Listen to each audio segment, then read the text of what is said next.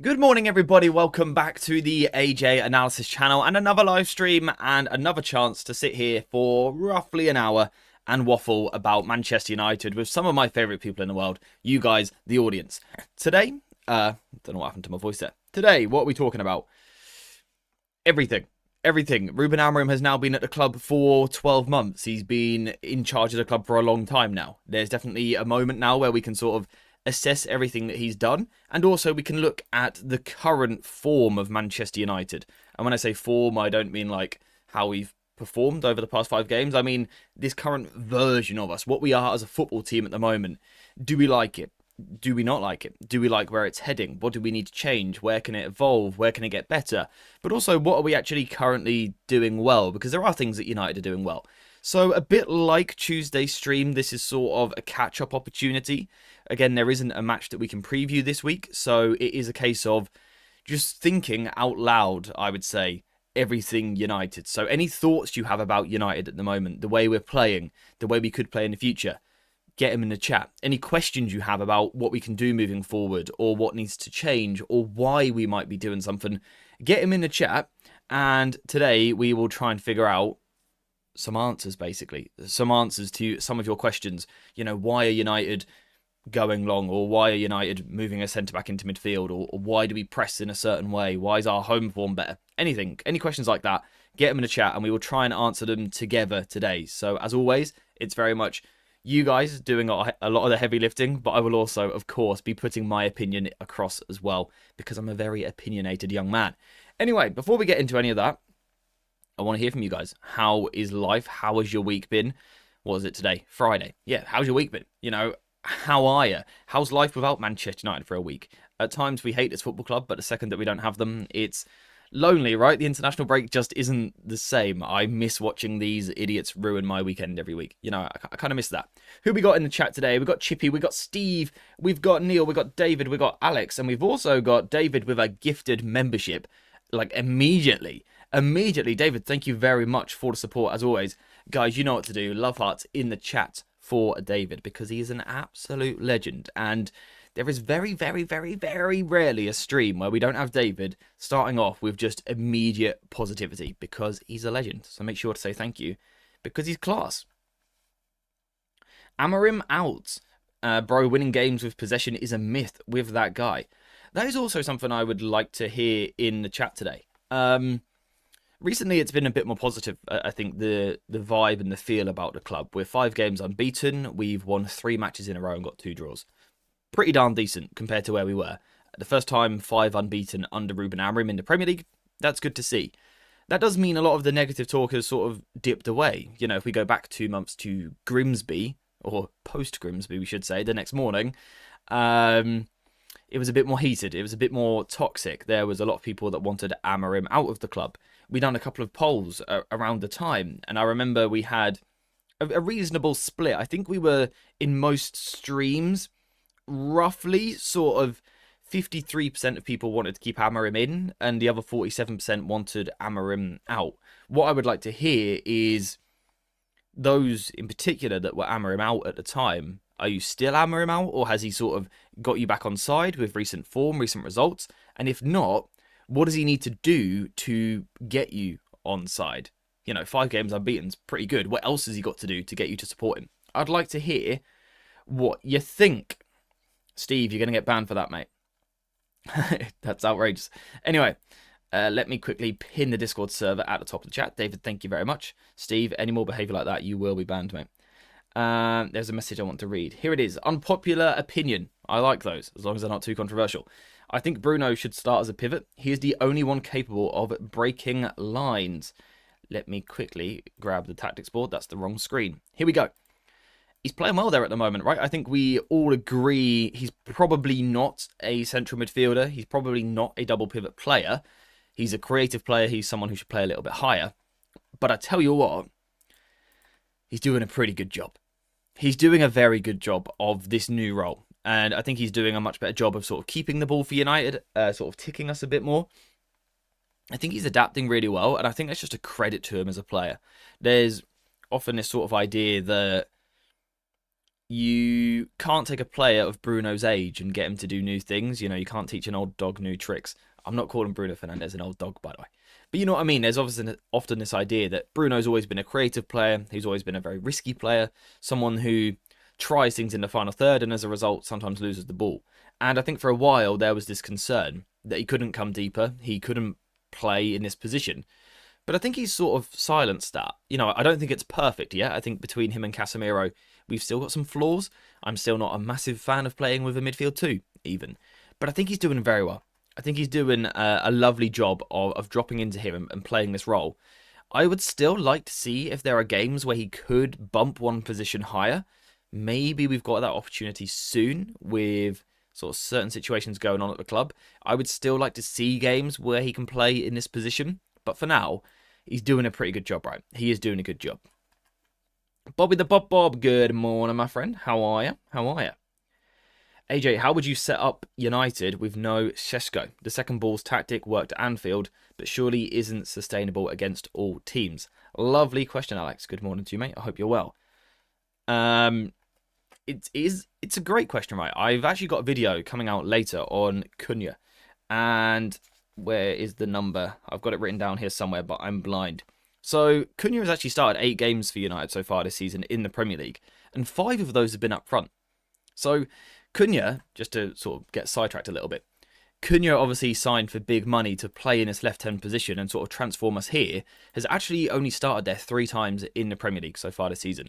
So more often than not, he has actually been a striker for Manchester United, which I thought was quite weird. The good thing is that does potentially prepare us for Cunha to come out of the team. We had a sort of, maybe I shouldn't include everyone else in this because it's unpopular. I had a sort of thought the other day, though, that could you do something like this in the absence of Šeško to get a winger on both sides of the pitch, to still have Cunha in the team, to get the pressing intensity of Mount while still playing Bruno, still having left footers on the left. I actually sort of quite like this as a solution. There is probably the more obvious solution as well of just Mount comes in on the left and Boomer goes to the right. But yeah, I do have concerns about the long ball and the fact that we probably lose it. We've been quite reliant on it recently, haven't we? Very, very, very reliant on it. We're going to lose it a little bit. Like you said, against Liverpool, we had it and it worked really well. I think that's in part because Liverpool sort of didn't expect it. If you remember, Slot sort of got rattled because we changed our starting 11. But also, we know that Liverpool were weak there. Liverpool aren't good at the sort of depth between midfield and defence, so there was always going to be that gap. Chances are that gap won't be there every week. We've got Everton after the international break. Who have we got after that? Let's have a quick look. Everton, Palace, West Ham, Wolves, Bournemouth. Not all of these teams are just going to let us have that space in front of the defence. So I think we have to find a different way of playing. I think we will have to find a different way. Now, some of those games that we just looked at might suit us because we might see some teams that don't press in the first place. They might sort of sit off and allow us to have that first phase. But if we face Bournemouth, for example, we don't know how bad Šeško's injury is, but let's say Šeško is still injured for Bournemouth, I'd be a little bit worried because Bournemouth are a very good pressing outfit. We're not great at playing through the first phase. If we also lose that long, yeah, I would be a little bit worried. I'm not a fan of Cunha up top. I want him ball carrying from halfway into the final third. A false 9 helps, but I want Mbumo in the channel or wide. Mount's fitness is still a concern long term. Yeah, I think that's the thing with Cunha, right? When you play as a striker, obviously we know he can drop off from the front line still. So he doesn't have to play, on the shoulder. He can still get into midfield like you're talking about. It's not the same. I think very often when you receive the ball in here, if you're receiving a straight pass from Bruno Fernandes, you are receiving very much with your back to goal and back to defender. Now, Cunha can do that. I think he can receive there. I think he looks after the ball quite nicely. But he can't get on the turn and drive at people in the same way, right? When he plays on the left-hand side and has a striker sort of taking the attention of a centre-back, Cunha will receive the ball more on the side, more on the half-turn, rather than back to goal. And that's when he's at his best. That's when he's doing that carrying you're talking about, that driving in the left half space. So yeah, I think Cunha can do a job here. It's not where I want to see him long term. There's a chance we have to do it whilst Šeško is out. I don't really know what other options we have. The other one, I guess, and this sort of the fact that I've only just thought of this. Xerxes, that sort of describes really how his season's gone so far in terms of the lack of game time. He didn't even come to my mind, and he's a striker. I guess there's an option there. My concern at that point would be these two sort of getting in each other's way. I think if we were to play like that, you'd want to find a lot of runners in the team. I think Mbumo would be very important. Do we think there's a way we can... Is there a way we can get that to work, or does it not quite work for us? What do you guys think? So when that gap isn't there and there's no Šeško, Cunha won't have the space to drive with the ball, or will have to drive through a parked bus. Yeah, and exactly, with that defender right up against him, I think it's very difficult. I think it's very difficult to do. Often with false nines, we find, unless they drop really deep, they don't actually do that much progressive work. But with Cunha, I think his best work is progressing. So it seems bad to take that away from him. So it is a tricky one. It is a tricky one. So if Xerxes drops a bit deeper to link, Cunha and Mbumo run past. I think Mbumo would be amazing for that. I think Mbumo and Xerxes could actually have a really nice dynamic with each other. I think Xerxes naturally drifts towards the ball and Mbumo naturally runs away from it, which is a nice blend to have. Cunha would be my concern. You know, whether or not he would do it enough. We know that he is very much a player that likes to come towards the ball. Yes, he has got that ability to sort of sniff out a chance in the final third, but I'm not sure he does it all the time. So that would be my concern. When we play Šeško, we've got two runners. I don't think I've made this up. I'm sure there was a comment from Amorim. It was perhaps at the start of the season when Šeško wasn't playing, or in pre-season, and he made a comment about how we only had one runner as opposed to two because we didn't have a runner up front. I think that's a problem we're going to experience without Šeško. We probably reduce ourselves to one runner in the front line, which isn't ideal. Mount could be some sort of solution because I think Mount is a nicer runner. I think Mount is someone who will get off the shoulder a little bit more, but he's still not exactly Šeško. He's not Mbumo.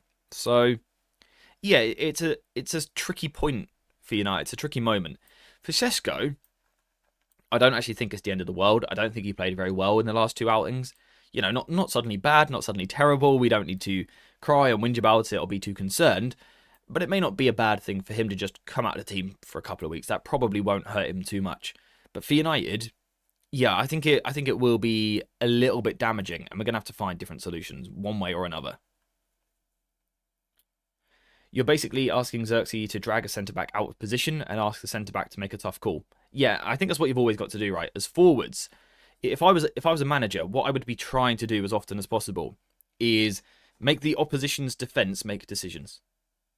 Split-second decisions, right? Because they're all humans, right? I try and point this out as often as possible. On these videos, on these streams, they're a lovely little circle, and it's easy to tell them where to go. In practice, though, in a 90-minute football match, it's thousands and thousands of split-second decisions. They're going to get some of them wrong. I think if I was trying to get United to be dangerous, I'd be trying to get the opposition to make as many decisions as possible. Little decisions, like, do I close Cunha or do I drop for the overlap of the wing-back? Things like that, those little moments. Xerxes can be very useful for that. Mbumo having a good impact on both Ahmad and Xerxes, all while being elite himself. He's just quality. Like, I think we looked at the numbers the other day, but Mbumo, he's just been fantastic. Like, he's just actually been quality. Hit the ground running, just impressing week on week. I'm scared of when we lose him for the African Cup of Nations, but until then, make the most of him, and then after, get him back and get him in the team because he's so good. He's so good. He's a fantastic player. Fantastic player. Garnacho and Rashford ran past Xerxes a lot. I can't believe we never saw more of the Rashford and Xerxes dynamic, to be honest. If we are really going to sign Gomez in January, then who is going to the bench, Bruno or Casemiro? I don't know that the signing of Gomez would guarantee someone drops out. It could be a squad option. You know, at the moment, we are very hesitant to turn towards Kobe. He's down the pecking order for one reason or another. And also, Ugarte is out of favour. So, let's say we did sign Gomez in January, which I think would be a half-decent move for United, by the way. We should have a look at it. I think if we did, perhaps he's the third choice midfielder. So Casemiro needs a rest, you can get Gomez in. Or Bruno needs to come out, you can get Gomez in. Perhaps that would be a little bit more likely than one of them fully dropping out of the 11, I would expect. I think in terms of a signing to change the starting 11, I think we'll be waiting until the summer. Amorim said in one of the presses when Cunha joined he could even play in the pivot. What do you think about that? I do not remember that. I do not remember that, nor do I agree with it. Perhaps there's a sort of lost in translation a little bit with his comment, because I can't imagine him saying that. Although he does play Bruno there. So maybe anyone can play there. When is Chesko back? I don't actually know. I don't think the gaffer really prefers Xerxes. Creed, mate, I agree. Good morning to you, by the way. Hope you're well, mate. Yeah, I agree. I don't think he likes him at all, really, as a striker for United. I think he'll be gone by the summer. Has he got a chance to play now? Maybe. If he doesn't play now, he might as well just leave, because we're just wasting everyone's time. Gomez would be the switching our solution. Yeah, exactly. I think he's actually a seriously good footballer as well. As a squad option, he'd be quality. I think he's sort of everything that some people thought Ugarte could be. Gomez is actually, and the Premier League version of it as well, which is nice. I still want Amorim out because it's a crime if you can't get the best out of Mainu and Xerxes. Yeah, I think we have to have a conversation about... My chair has sunk again, by the way. I think the new one should be here today. I think we have to have a conversation about the way United are getting results. Sure, we're 5 unbeaten with 1-3, we've drawn 2, and I like to be positive when we get results, because we've had a year of just atrocious football, horrendous results. I was looking back earlier to the results around, April, May time, and the results then were absolutely horrendous outside of the Europa League. So when we do have the moment to be a bit more positive, I like to take that opportunity. But we do also have to think about the style that we're playing. Is it the style that we want to see? Is it the style that we brought Ruben Amorim in for? Is it the style we want to see in 3 months, in 6 months, in 12 months? What does it mean for certain players? Because I agree. I think Kobbie Mainoo is incredible. I seriously cannot put into words how good I think he is. I think he starts for most Premier League teams apart from probably the top 3. I think everyone in a 3-man midfield, whatever, would have Kobbie Mainoo in their team. I think he's that good. There's talks always of his intensity, which is a problem, sure, or is a weakness, perhaps, is probably the better word for it. I don't know that it's so much of a problem that he shouldn't play football matches. I think, like I said, I think he'd be starting for pretty much everyone else. I think he's so good, so good. So it is a problem, right? It's an issue for me that we've got this amazing player. We've got this amazing academy player as well, which I think always adds to it at United, that we can't get into the team. And that doesn't quite sit right with me. We wanted a Kobbie Mainoo profile for so long, and then we have one of our own that's come through the academy, and now we don't use him. That doesn't quite sit right with me. The type of player that Kobbie is the type of footballer that I think we should have more of, and yeah, we're not using him, so it doesn't sit right with me. I probably do hold that against Amorim. I don't know. I believe Mainoo can't play because he wants to keep Bruno in the team, but he can't play him in the 10s, and he knows that a Mainoo-Bruno pivot won't work, so he tanks the Bruno deficiencies for that reason. Ace, you have hit the nail, right? His nail on the head. Quality. Spot on. The thing is, and this is a question that's always, sort of always like sits in the back of my mind through everything, through wins, losses, draws, whatever. Is that an okay reason to leave out one of your best players? Right? Or maybe not one of your better players. Is that okay? To say, I can't get both of them into my system, so one of them has to leave. Or do the best managers, and this isn't rhetorical, I'm interested to hear your thoughts, or do the best managers go, what's the best way to word this? I'm going to find a way to get the players in. What are your thoughts? Is it okay to just leave Kobbie out because he doesn't work with Bruno? Or as manager, okay, I'm getting there now. As manager, should you find a formation that gets them both in? Is the point I'm trying to make. Would a, hesitant to use the phrase, better manager shift United to a back 4, for example, Just ignore the personnel for a second. But would they switch to a back four, for example, to get them into the team? Would a better manager recognise that they're both great players and put them both in his starting 11, even if that means shifting his idea?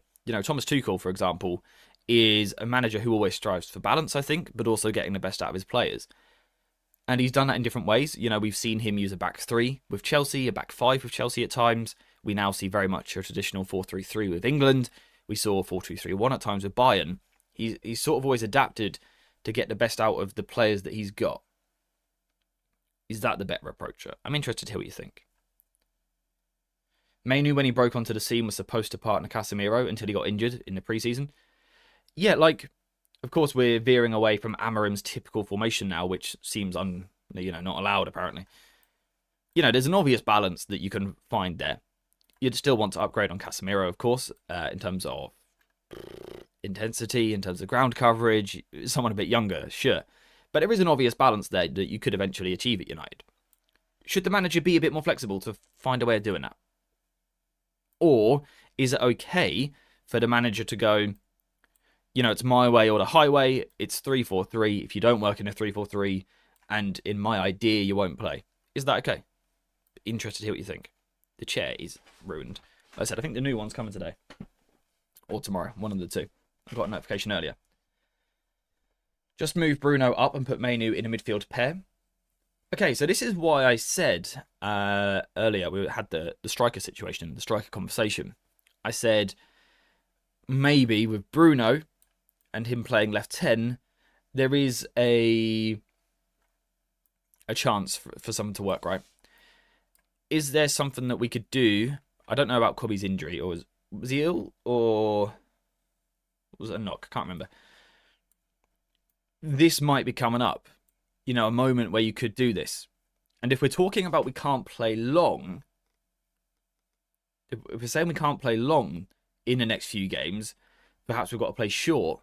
That's when you are looking at getting a Kobe in, right? So, is this something that could materialise over the next few matches? Could we see something looking a bit more like this? Possibly. 15 years and a chair hasn't arrived? Yeah, it's a sponsorship, so I had to sign a lot of contracts and stuff before it's all sorted. But it got dispatched 2 days ago, I think.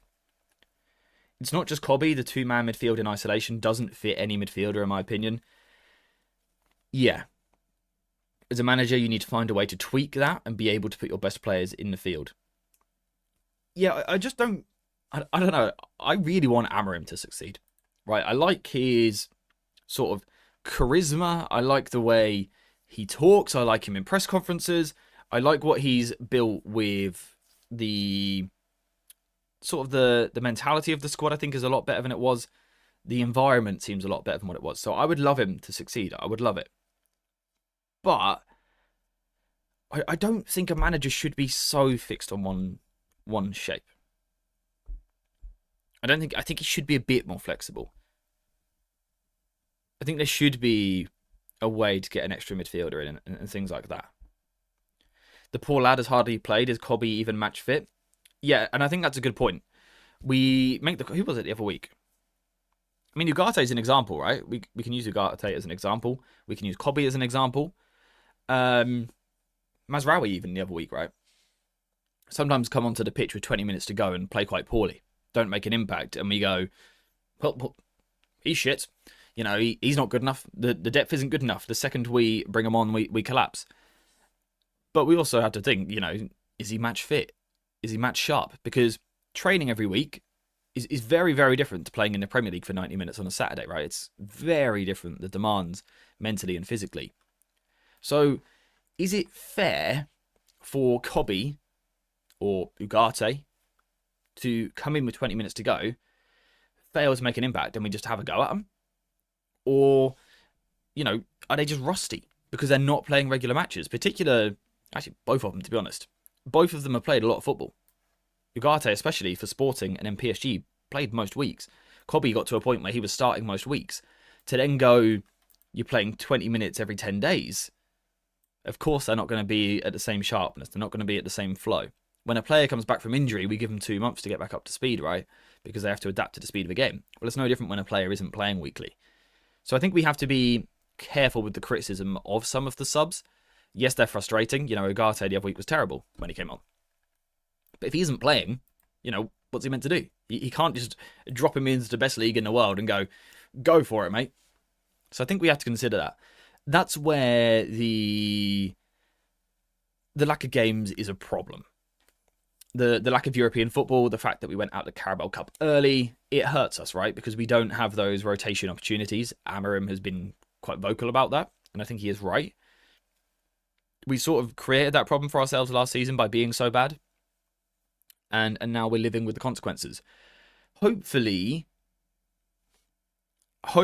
sort of December or end of November, December can be a change. I think in December we've got 6 games scheduled currently. In January we've got 5, and there'll be an FA Cup game in there as well. And there's reportedly, as Alex mentioned, supposedly going to be some friendlies in Saudi. Now, I don't know when they would be, and I don't know how many matches that would be, but that's certainly going to increase the volume of matches over the next 2 months. I think this month we're playing 4, so to then play minimum 6, will sort of increase the workload. We'll see more rotation, we'll have to. I think that would be a really nice tell to see where these players are at, and actually how highly Amorim values them. If Kobe still can't get game time in the next 6 weeks, Amorim straight up doesn't like him in his system, and he doesn't see a way for it to work, because we will be forced to rotate, and if he still avoids certain players, then I think that is quite a loud message that he doesn't really want them in his team. Xerxes would be another one in that, Ugarte as well. Was just going to say that a lack of cup and European football threw us off track massively. It's very difficult to keep a lot of blokes happy, right? There's a lot of testosterone in that changing room. They're all competing for a spot. This is their career. We have a short career as a footballer, so they want to play every moment they can. Most of them probably love football, so they're all fuming that they're not playing. To then reduce the amount of matches just makes that problem worse. The fact that we're sort of not seeing dressing room frustrations just yet is probably a good sign that Amorim's doing a good job on the player management side. But it's something I'm worried about. It's sort of something that's on the back burner, and I'm a little bit concerned about it. A little bit concerned. Manu, good morning, mate. How are you? Why are we compensating Amorim and his one dead system? Well, he is our manager right now, so we do have to have a conversation about it. We can't just rule him out. Right, we can't just get him out of it. Yeah, Casemiro is 1 yellow card away from being suspended. Uncle Amorim is in a very noisy working environment. In that respect, he's doing very good, in my opinion. Yeah, I think we always know that it's a very difficult job. This whole Manchester United, Old Trafford, Red Devils thing, it's a very difficult job. It's not easy for anyone. So, majority of fan channels are defending Amorim. I think I'm more positive now about him than I was a month ago, heading into the last international break. I'm more positive now because I think we have seen slight tweaks here and there. I do feel also that we are more competitive, that we are more balanced, that the foundation is there. We made a big point of this on Tuesday. It's not drama every week. It's not like every week there's a crisis, whereas before there was, Granted, the bar is very, very low now. But last season it was every week there's a crisis, right? Every week we need to kill someone. Every week the manager needs to be beheaded. We need to change everything. We need to sell everyone. We need a new squad. We need new owners. Blah, blah, blah, every week, right? At the moment, the last month, it's been much more calm, much more level. And that creates a nice environment for the players, I think, and the manager. So I think Amorim is doing very well in that respect. I also think in the last 5, we've seen a few more tweaks. I would say we've seen a few more ideas sort of being applied, a few more complex concepts coming back into United with certain rotations on the left. We spoke about Dallo inverting the other week and Bumo moving to the left. I like that. We've had a problem down the left side. We've lacked width. We've lacked attacking threat. So we put Bumo over there. He found a solution. Previously, I didn't feel that he was doing that. So he goes up a little bit higher in my opinion of him is a little bit better than it was a month ago. I'm still not convinced by him. I'm still not convinced by the project. Because I think we all feel that at any moment, these long balls could stop working. And then what? You know, against Forest, where the long ball wasn't such a viable solution because they're a very physical team, very good on the second ball. Spurs as well, to be honest. They're good in that regard. The second we can't use that, it's like, wait, now what? Well, what do we do now? How do we create? How do we get the ball forward? Suddenly we seem to fall flat again. So I think we're far from fixed. I think we're far from fixed. There's a lot of things that we need to sort out still. There's a lot of things we need to get better at. And like we've said, losing Šeško will probably reduce that long ball a little bit. So in some of these games, which look like a very winnable set of fixtures, by the way, especially the first four, in these games, we're going to have to find something a little bit different. We're going to have to find a different solution. And that's really, for me, going to be a nice moment to look at Amorim and sort of what he's doing, the project so far. I think Lisandro Martinez coming back will also be an interesting thing as well. Like, how fit he's going to be, how sharp he's going to be. Obviously, it's going to take a lot of time. Can he help us? We know that this guy is ridiculously good on the ball. You know, you wouldn't believe he's a centre-back a lot of the time when you watch him. Phenomenal on the ball, line-breaking passes over the top, dribbles under pressure, press resistance, whatever. He is phenomenal in possession. Is that going to help us? You know, is that going to help us find a different way of playing? Possibly. I don't know right now. Will long ball help versus Everton next week? I haven't watched enough of Everton to be able to tell you the answer right now. I would guess David Moyes is a manager who's been in the league for quite a while.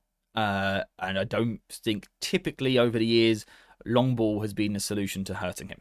So I would be surprised right now if you told me that there's a weakness there for Everton with a long ball. I'd be quite surprised. I think there'll need to be an emphasis on technical ability, but I might be wrong because I haven't watched them. Amorim is not an attacking coach, unfortunately, and his build-up is not great, and I think we could do much better with another coach. Yeah. I think Amorim still has, and perhaps it's because he's worked through a really tough time at the club, I still think he has this sort of cautious instinct, I think is what it is. And I think we see that when we go away from home. When we go away from home, we don't seem to press quite as high. We don't seem to commit the numbers so high up the pitch. We seem a bit more willing to drop. I think when we've got 1-goal leads in the second half, we seem to drop off a little bit. I think that's his cautious nature coming into play. And we're 1-0 up. Let's protect it. Let's look after it. But it's actually really working against us. There seems to be this thought that if we get lots of men behind the ball, we're going to be solid defensively.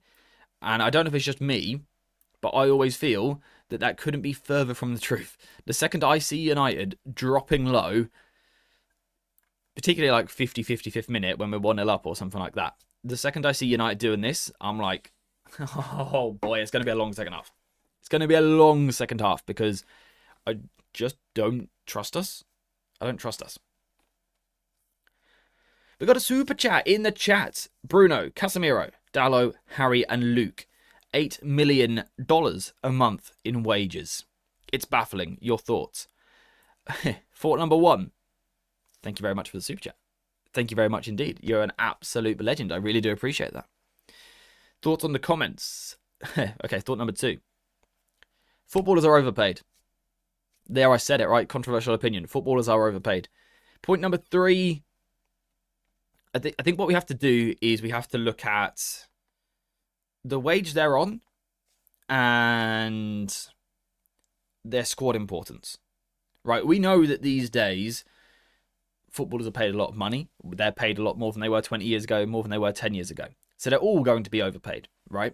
What we have to do is figure out, is their contribution worth how much we overpay them by? So someone like Maguire, for example, I like Maguire. You know, I've always been someone that's actually defended him when a lot of people haven't liked him so much. But we have to consider next season, if he's going to be on the bench every week, we can't be paying him that. We can't be paying him that much to sit on the bench. If he wants to take a wage cut, sure, lovely, right? Casemiro, having a very good season right now. But next season, if he was to become a player that plays on the bench, is sort of used for experience around the dressing room, then we can't still be paying him over 300k a week. That would be insane to do that. It's not how you manage a football club or a business, really. So we have to assess. We have to assess like the importance of the player. Do they warrant it? You know, I would say Bruno Fernandes on that list is different, right? Because I would say he is our best player. I would say he is our most important player. I would say that he's the player that gets us out of trouble. He's the player that does a lot off the ball, a lot on the ball. He's the one that we'd like to try and keep if we could. It makes a bit more sense to, you know, he can maybe be paid a little bit more because he sort of warrants it, because he is that valuable to us. I think his wage in the pecking order reflects how valuable he is to United. Some of the others, not so much. You've got Dalot on that list. I don't actually know how much he earns compared to some of the others. I don't know if he's on a similar level or whether you just included him as a player you're not a fan of. Not sure. Maguire is willing to take a wage cut as well, I think. Yeah, I think he probably will. Shaw's future is linked to how Licha returns and also how Heaven develops. Yeah, and I think also perhaps what we might do in the summer. We've seen Schlotterbeck talks this morning. I think that's the dream signing, right? If we could sign a left centre-back, it would be Schlotterbeck. Feels like it would be quite difficult for us without European football. So again, another reason why we need to perform. But yeah, I think Lisandro Martinez's return is going to be really interesting for a lot of players in this squad. I said Heaven. It makes it very difficult for Heaven to get into the squad unless it's in the FA Cup, which, I don't know, not sure. Even then, it feels a little bit unlikely. We also have discussed, does it change the role of Luke Shaw? You know, does Lisandro Martinez replace Luke? Where is he? He's here somewhere. There he is. Does Lisandro Martinez replace Luke Shaw and, you know, take his left centre-back spot and boot him out of the team? Or does he bump Luke Shaw? By which I mean he nudges him up the pitch and, you know, Dorgu's dropped, for example. Would this be the change? I think if we could get a fully fit Luke Shaw who can play every week and can play with intensity every week for a season, it's amazing. It's a massive upgrade on what we've had recently. In terms of a creative sense, a final ball and things like that, Shaw is 3 or 4 times the player that, you know, Dalot, Dorgu and even Mazraoui are. He's that good with his delivery. He's phenomenal. But do we trust him? Can he actually do it? He started every game so far this season, fair play to him. But that has been at centre-back, where the physical demand's a different type, almost.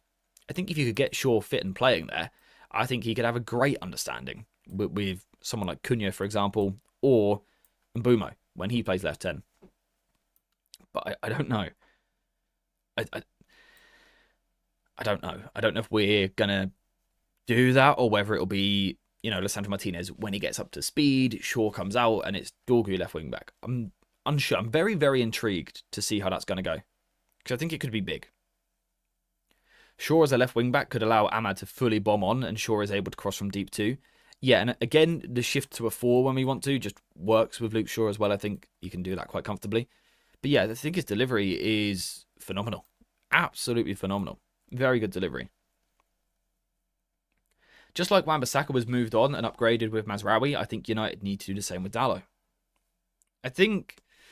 I'm going to sneeze. That's what I think. Am I going to sneeze? Maybe not. We live another day. Wait, what was I going to say? Dalot. Yeah. I've said this a few times recently. I think Dalot is cool as a squad player. Yeah, I think he's very useful, versatile, can play in so many different positions. I think if we were in a back 4, we'd probably value him a little higher as well, because I think he's better. But I don't think he should be starting next season. I don't think he should be starting a lot of football matches. Sure, in the cups, and, you know, we've got a difficult game. We want to play a more defensive option. Sure, bring Dalot in, that's fine. But I just don't think he should be a starter, no way. Next season, Dalot can't be starting a lot of games for this football club just because he's not quite good enough. He's not quite there. He's not quite good enough. Now, again, I guess the argument is, should your manager be adapting? Should he be shifting and recognising that Dalot isn't a wing-back? Maybe Shaw doesn't have the fitness to be a wing-back, but they are full-backs. Should our manager be doing that to get the best out of what we've got? I'm just a messenger. Don't shoot me. It's just a thought. It's just a thought. I'm just saying. Playing 5 defenders and still conceding goals, it's not ideal. Yeah, it does feel weird sometimes that we drop so deep and then still can't defend. It's like, we might as well just attack. So what's it going to do? Weaken our defence? Oh no, we're like one of the worst in the league. Yeah, by the way, guys, no all capital messages, please and thank you. And also no spammed messages. They're just not going to be read out. And it will likely see you getting timed out as well. Will Lisandro Martinez still be the same player after such a horrific injury? I really don't know. There is no way of knowing, right? I would think immediately, it's going to take him a bit of time to get sharpness and things like that. Can he peak like he peaked before or not? Will his body let him? Will his mind let him? I don't know. He always strikes me as quite a mentally resilient and tough player, to be fair. So hopefully, but you just never know. Has it taken a yard of pace from him? Possibly. Has it made him slightly less agile? Possibly. And these are things that he relies on. Not sure. Not sure. Dorgu and Ahmad should start every game. No. Not if we're talking long term. Again, and that's why my view for next season, and it was my view in the summer as well, summer just gone, is that we should sign someone here. I think we need someone here. I think we need an attacker here. I think we need someone more aggressive who can help us in the final third. Because I don't think Dallo does it. I don't think Dorgu does it. Maybe Shaw could. Don't know. We'll have to see. Maybe if Shaw has a really good second half of the season, like bumped into left wing back with Licha here, then maybe we don't. Maybe that changes the conversation a little bit. But yeah. I'm worried about his turning, his reactions and his pace. Yeah, we just have no idea for now, do we? Sort of how much of an impact it's going to have, how much it's going to take out of him. It's got to take something out, right? Surely you don't return at peak. Maybe he will. Maybe he will. Dorgu's crossing isn't that good. Yeah, exactly. That's a problem for us. We've got a lot of players in here who like to come inside. They like to start here and then drift over. So often our wing-back is quite isolated. And when that's in Dorgu, can he beat a man regularly? And is his crossing amazing? No. That's why it's a bit of a problem, and it's why our attacks go a little bit stale. Semenyo at left wing-back would be ideal. Yeah, so this was a big idea that I had in the summer. Back in June, I think it was, I first started mentioning it. I think it would have been a great opportunity for United. I think Semenyo would have been an amazing signing, because I think he could have played up front, either of the 10s or either of the wing-backs. I think what you will find now, though, is when players get better, they have a bit more belief in themselves, and their ego probably gets boosted a little bit as well, because suddenly they know they're good, right? They know they're good. I think I would struggle right now to go up to Semenyo and go, hey, buddy, how you doing, mate? Do you want to sign for United, play left wing back, and at times you've got to defend your own box? You've got to clear headers at the back post. Do you fancy doing that after starting the season for Bournemouth on fire, scoring goals? I think you'd actually struggle to convince him to come and be a left wing back, to be honest, and I wouldn't blame him at all. He's an attacker. He wants to be up here. That's where he should play. I think it'd be very difficult for us to do. Cunha's lack of goals is because left wing backs are not good. Feeding him, at least in Mbumo, has Ahmad. Yeah, I don't think it's that they're not good. I think it's just they don't quite bring what we want. Now, I still think Dorgu and Cunha can have a decent dynamic once Dorgu's improved, once Dorgu gets better. Right now, it's a bit more of a problem. I said earlier as well, right? Cunha was signed to play left 10, and in terms of his slow start to the season, he played 5 matches up front, 3 in the left 10 in terms of starts. So he's playing out of position. We've signed a new player. He's come to a new club, which is difficult to do at the best of times, an unstable club, which has had a lot going on, and we're playing him out of position at the moment. Of course, he's not started on fire. I don't think he's been bad either, by the way. He's been pretty decent. He can do more, but he needs to be given time to do that, and he needs to play his best position, which is here. It's what we signed him for. I like Dorgu, but his final ball is shocking. Yeah, I don't think he goes 1 versus 1 enough as well. I don't think he takes players on. I think when he has the opportunity to go down and win a foul, he would almost rather do that than actually beat a man, because I think he, in his head, knows his limitations, which I guess is a good thing. He's self-aware. But in an ideal world, he would just be better 1 versus 1. That would be a nicer solution for us. Let's go back to 11 just to keep it right. So who do you think could be a good left wing back? It's a great question. Right now, I don't have tons of players on my list that I would want for this position. To be honest, I do apologise. Struggled to breathe. What the hell? Yeah, right now I don't have loads, but we will soon. We will soon. We will be working on that. Boom, boom, boom, boom, boom, boom. The chat is very busy, by the way. Considering we haven't had as many people as what we once had. The chat is very busy. By the way, it's weird how football fans' brains work, right? Because if United were losing a lot right now, or winning a lot right now, views would be high. But because we're drawing, views are like an all-time low at the moment. Which is weird, right? It's almost like as football fans, we want an extreme. If we win, I want to be happy and hear why we're good. If we lose, I want to hear why we're so bad. When we draw, it's like, wait, are we good or are we bad? I'm not quite sure. I'm just gonna tune out for a bit. It's quite weird how it works. It's quite weird. Even Ahmad has flaws in his build-up. Yeah, he's a very young player. I don't know if you guys heard it the other day. It depends what channel you watched the match on the other day. I'm sure I heard the commentator say that United have the youngest average starting 11 this season, which is crazy to me. Crazy to me. Like, I knew we've got a young squad, but it never quite clicked to me how young the team actually is. And you got to think, we've got Casemiro who does his job of bringing the age up a little bit. But it's a really young team. If you look at the wing-backs, for example, these two are very young. It's quite a young team. Could the extra when we're losing be opposition fans? I actually don't think it is because they subscribe. It's just how it works, really. I think in football, we like to have an extreme because then we can attach blame or praise to something. Whereas, like I said, when you draw, it's a bit like, so are we playing well or are we playing badly? I'm not too certain. Like draws, we all have it, right? We all have it. We all get that flat feeling after a draw. Like when you lose, you're like angry, you just want to hit a table or something. When you win, you're gassed and you want a knee slide across your living room. When you draw, it's like, now what? Like, what do I do with the rest of my day? And I think that's sort of like how United feel right now. Like, it's just like, wait, what do we do? It just feels like we're waiting for the next game. But because it's an international break, we've got 2 weeks to wait. It's a long one. It's a long one. AJ, when these Saudi friendlies happen, who are you looking forward to seeing in game time? First of all, when are they happening? Do we think there's a break in January? I think it's between the 7th and the 17th. Something like that. There's a gap where United don't play a game. Or is that where FA Cup's going to come in? Like, when are these games in Saudi going to be played, first of all? When is that going to be? December? It'd feel weird to do it in December with the African Cup of Nations coming up. Unless we do it before then to get some of the fringe players up to speed. I don't actually know.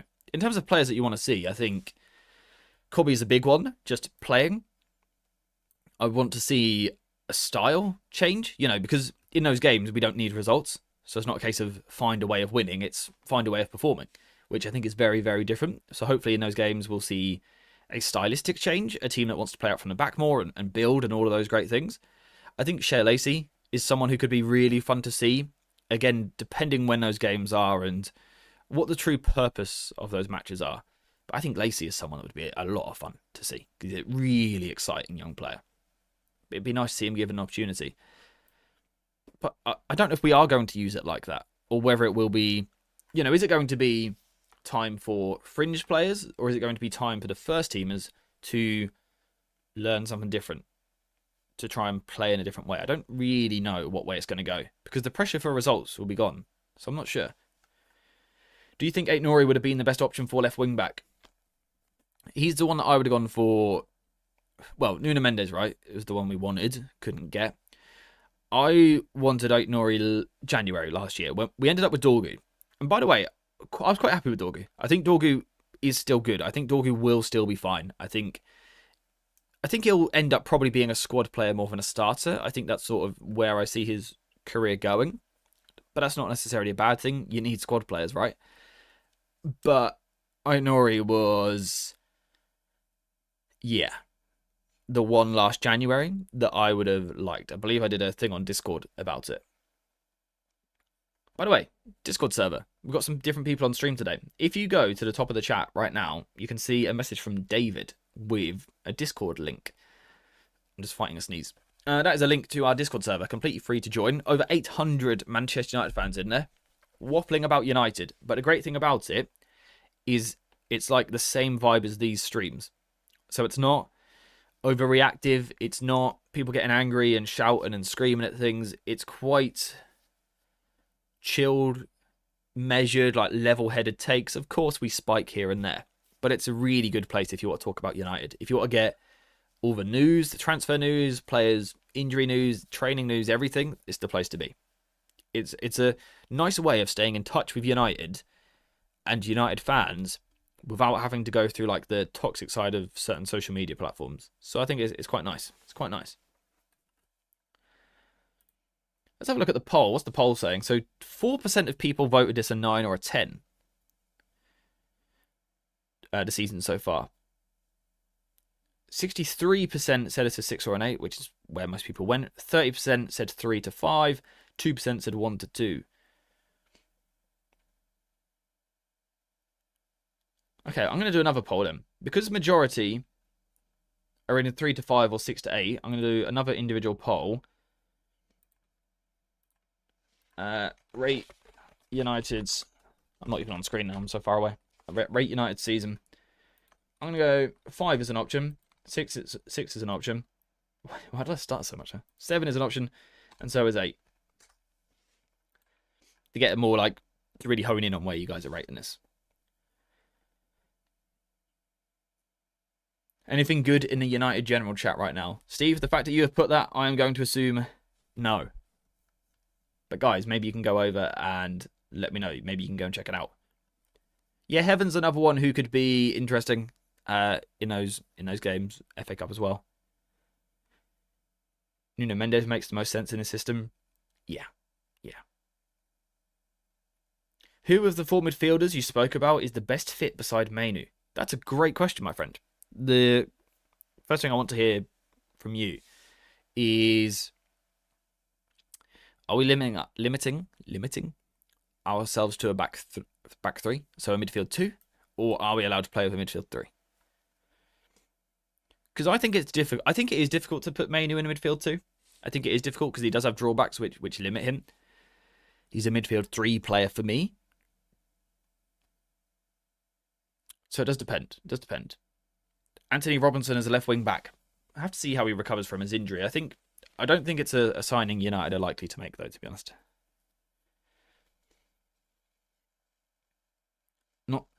I could have seen it last summer, but I think now feels like that ship has sailed a little bit, if you know what I mean. Unless he becomes available very cheap at some point. But I think he's the wrong sort of age bracket. I think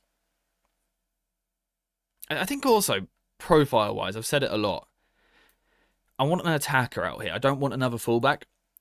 You know, I don't want DeMarco. I don't want Teo Hernandez. I don't want Luke Shaw. I don't want Dorgo. I don't want Dallo. I want a player that can be, I keep saying it, an Ahmad for the left. That's what I want us to find. The difficult thing is finding someone of that profile who is also willing to sit on the bench quite a lot, because there will be a lot of weeks where we have to go for a fullback to sort of balance ourselves out. But I would like it if we could find that profile. I would like it a lot.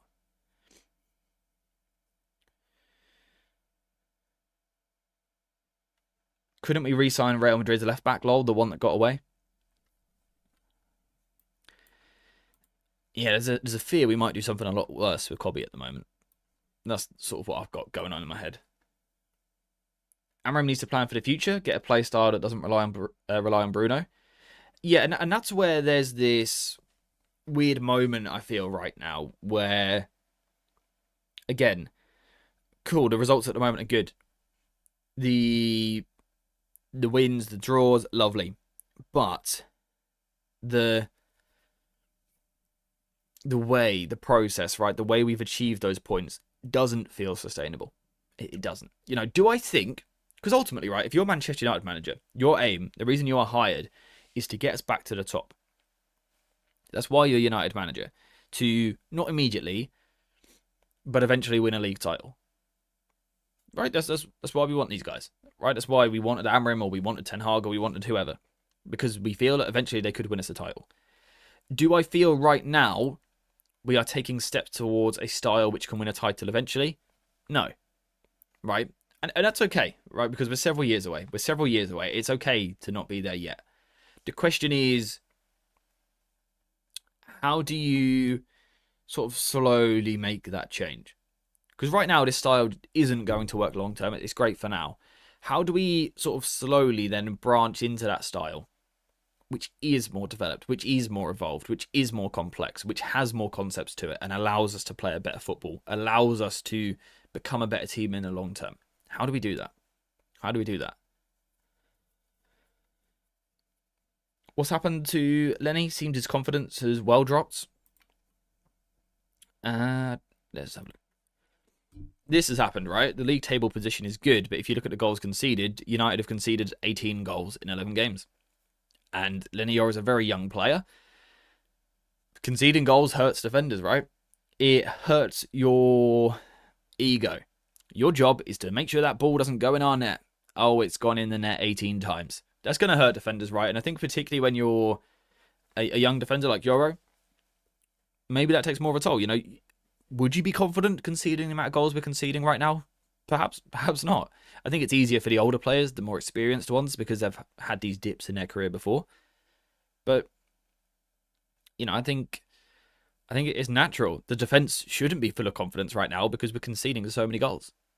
You know, when we've conceded 4, then we can be confident. Right now, there's something to work on. There's a problem at the back. So I think that's probably a lot of it. We concede so much, though I feel like our keeper and defence isn't too bad. Yeah, of course, always it's a team game, right? So we defend as a team, we attack as a team. We do those transitional moments in between as a team as well. But, you know, I'm not surprised that we aren't confident when we defend because we're not very good at defending. So I think that's sort of where we're at. Maguire needs game time in place of Yoro. Of course, played last weekend, to be fair. Harry Maguire. Very criminal that we're literally keeping a manager who finished 15th.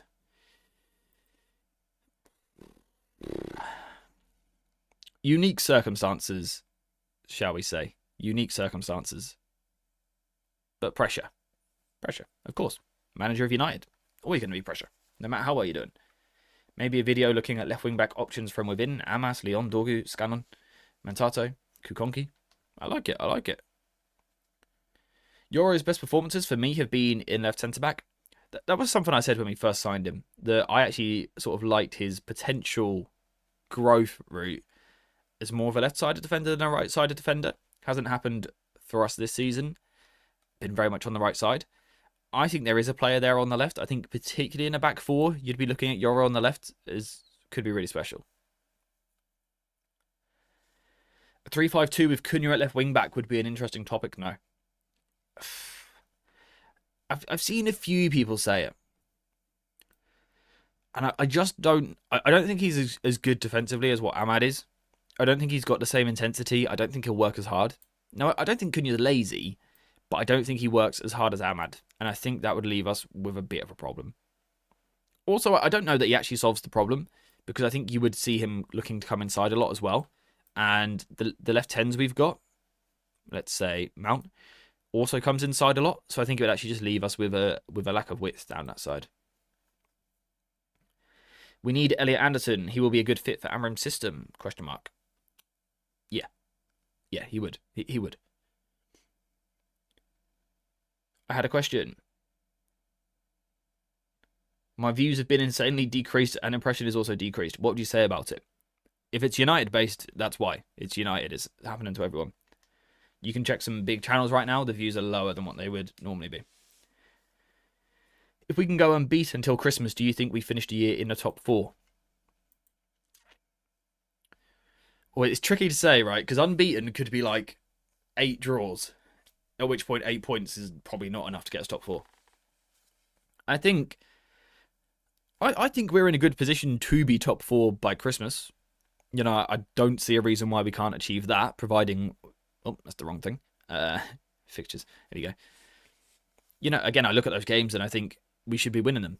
We should be winning them. The Bournemouth one mid-December is going to be tough. Hopefully we have the likes of Mbeumo and Ahmad before they go off for international duty. I'm looking at those first 4, though. Yes, they're difficult, right? Everton is a tough game. Palace is a tough game. West Ham will be tough under a new manager. Wolves will be tough as well. But I look at all 4 of them and say we should win. We certainly 3 of those 4 we should be winning. Mate, Palace you could accept a draw, right? It's not an easy game. But okay, thoughts. Right, we've just won 3 in a row and drawn 2. Thoughts if we do that again? Not necessarily in a row, but what if I told you that we beat Everton, we beat West Ham, and we beat Wolves, and we draw with Palace and we draw with Bournemouth? What are your thoughts? Are we just like, what's happened to my football club? We're 10 unbeaten. Oh my God, we're in dreamland. Does the style matter? Does it matter how we achieve those results? Or are you just happy to see them? Is that good enough? Thoughts? I'd like to hear what you have to say. So most people have United at a 6 out of 10 so far this season, and that's what I said. I think I said 6.5 the other day. I sort of cheated a little bit, but that's sort of where I have us at the moment.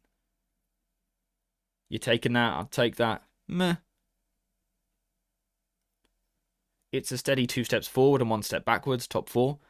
Yeah, I would just say at the moment, the step backwards don't feel as big as what they have in the past, which is obviously a good thing. Hopefully teams around us drop points. Yeah, inevitably they will, right? That they almost have to. Some of them will play each other. And I don't think anyone in this league is good enough to go unbeaten. You know, literally, they've all lost already, but you know what I mean? I don't think the league is amazingly strong right now. But it's very competitive. So I think you're going to see teams dropping points left, right, and centre over the next 6 weeks. Everywhere. So if we were to win 3 and draw 2, I would think we would be in top 4. I'm quite confident of that. Because, you know, Sunderland, obviously great. But you feel at some point it's got to just tail off a little bit. Spurs aren't great. Villa, very inconsistent. Better recently. But not great at the start of the season. There's some problems there. Chelsea have problems. Arsenal and City obviously look very strong. But even they have games where they will drop points. I think it's inevitable. So, yeah, I think if we were to win 3 and draw 2 of the next 5, so repeat what we've just done, I think we would find ourselves in the top 4, which would not be half bad. 16 games into the season, approaching halfway, top 4. We would have taken that at the start of the season, right? We would have taken it. We need to manage expectations. Aim has to be European position this year, which we're not far from. I think 5th is sort of where I would expect us to be. Do you like the 3-4-3 or do you prefer the 4-3-3? So, formation isn't the most important thing, right? It's more about where the team shapes up. Okay? Because it's not even where the team shapes up. It's the way that a team plays football. So let's just quickly explain that point real quick. Right? 3-4-3. What does this look like on the ball? Okay, so the wing-back goes high, the wing-back goes high, inside forward comes out. Okay, that's what we look like on the ball in a 3-4-3. Okay, now what we're going to do is we are going to drop Dorgu. We're going to bring Dallo in. The people don't matter too much. But now we're going to go to a 4-3-3. Okay, that's what we're going to do. So we're going to go to a 4-3-3.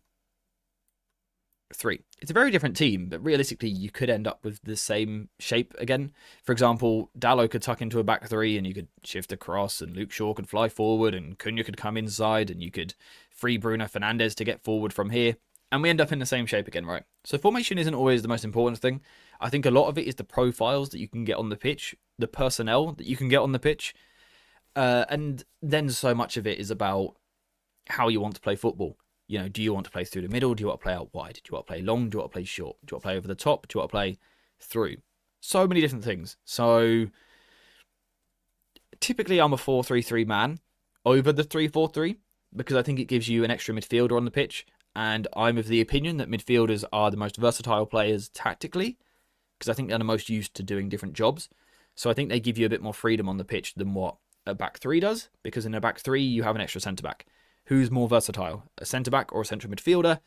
A central midfielder. So that's why I would always lean towards a 4-3-3 being a better sort of base shape. But it is only that. It is only a base shape. It goes a lot further than just a shape. I'd be happy with 12 points. 10 should be the minimum if they're serious about the top 6.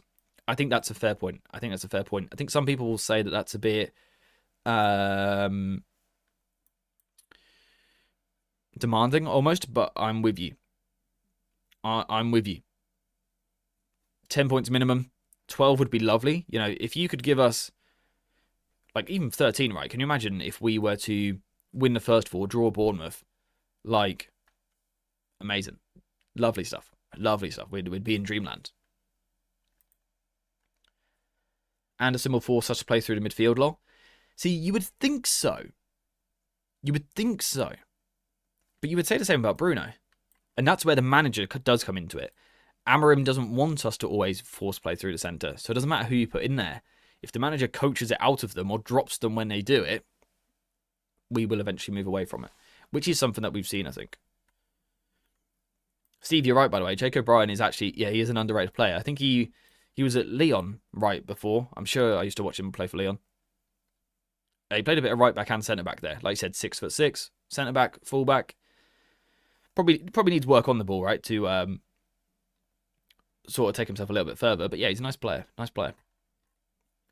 Look at that in the chat, by the way, guys. Steve Brooks with 5 gifted memberships. Steve, thank you very, very much, my friend.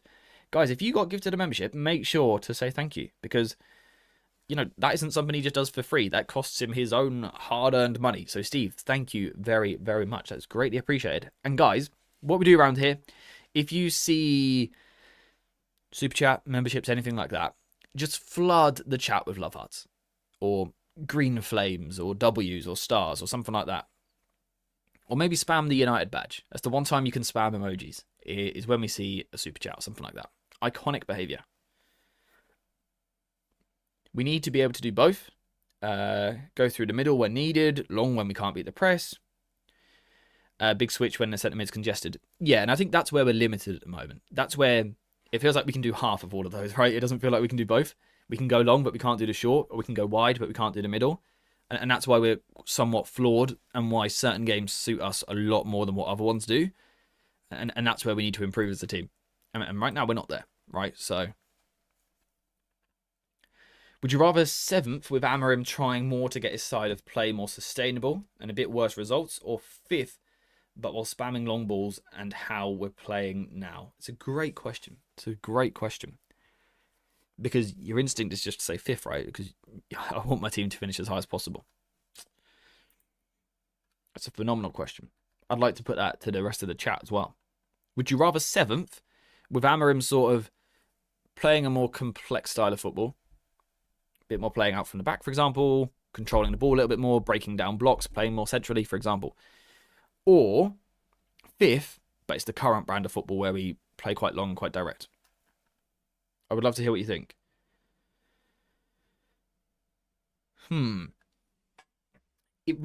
It's such a weird hypothetical because it depends on what it looks like.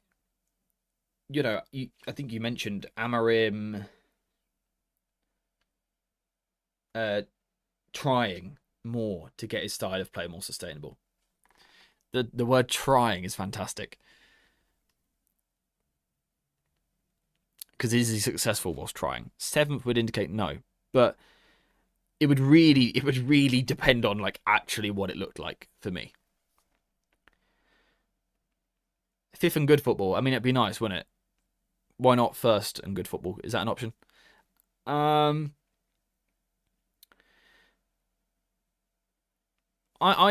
me personally, right, I'm a man who likes to look at long term. I like to look as far ahead as possible and be prepared and planned for it. So I would probably say, I don't know, I want to say 7th, laying the blueprints and the foundations for next season to play better and be a better team next season. But you also can't beat the idea of United finishing 5th, being in the Champions League, having more money, attracting better players, playing in more competitions next season.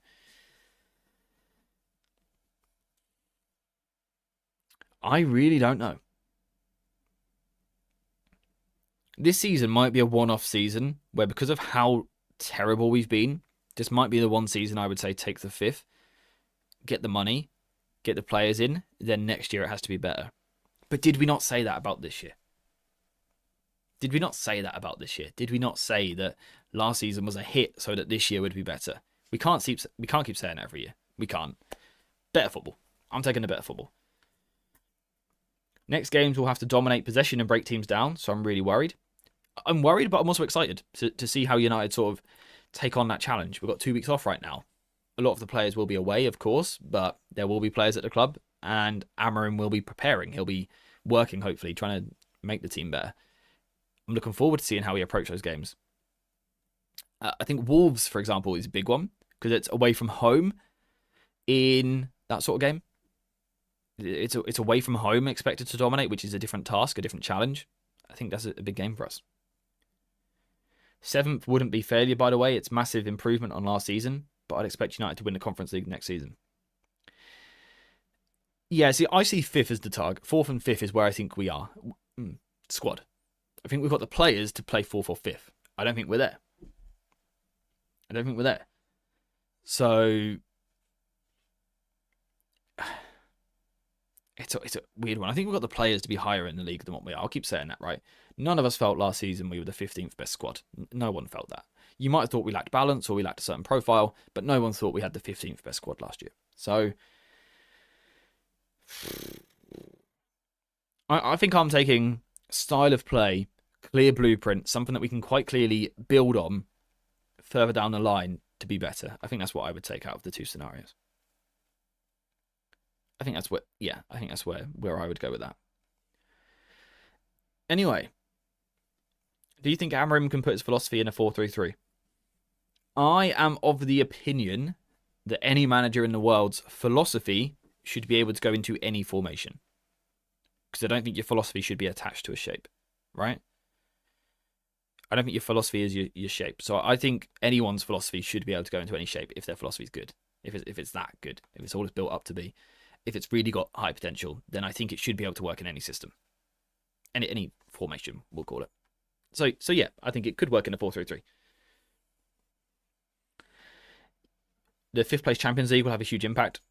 If we could sneak 5th and play some nice football, that would be just a dream. That would be just a dream. And like we said, these next 5 games are big because there's some very winnable games in there. You've got to be targeting minimum 10 points, as Alex said. Can we reach 13? I don't know. Could we win all of them? 15? Is it possible?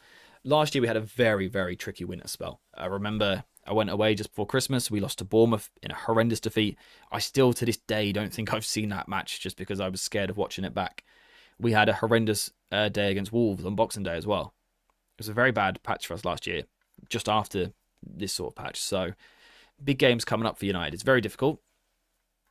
But, you know, there is some optimism there, right? There is some optimism that string some results together and who knows where we can go. Because I think we've got quality players. And I think if we get Bruno feeling himself, feeling confident after 10 games unbeaten, Cunha the same, Šeško, Mbumo, Ahmad, De Ligt, Shaw, Yoro, all these guys, with confidence, I think can be very good footballers. Very, very good footballers. And we've seen it recently, right? It's amazing what confidence can do for a squad. Win some games, get some confidence. Let's go from there. We'll tackle the whole, are we 5th or 7th later on in the season. For now, keep winning games. Keep getting points. When you can't play well, make sure you draw. But also, I would like to see the football evolving. I would like to see that improving. Anyway, I think we are now finished for today. Because I do need to work on a video for today. So, yeah. I think we're done. I think we're finished for today. So thank you guys very much, as always, for an amazing stream. Thank you, everyone involved in the chat. The chat's been really, really busy. Really, really busy. Thank you also to everyone that left a like on the stream. If you haven't yet done that, if you could please leave a like before you leave, it helps so much. Also, if you could subscribe, get notifications on, join the Discord server.